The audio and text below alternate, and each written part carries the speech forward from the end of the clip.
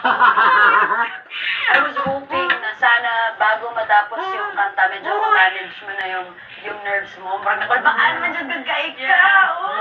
Oo, pero syempre, ngayon na pinili mo si Coach Bamboo, for sure. Ito naman si Coach Bamboo, pag pinanood mo yan, hindi ka makakaramdam ng kaba. Kahit maliit.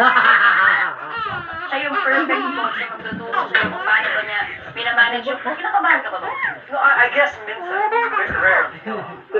Siya ang pinaka-perfect na paano niya pinamanage yung mga rare moments na kinakabahan siya. Kasi kanina,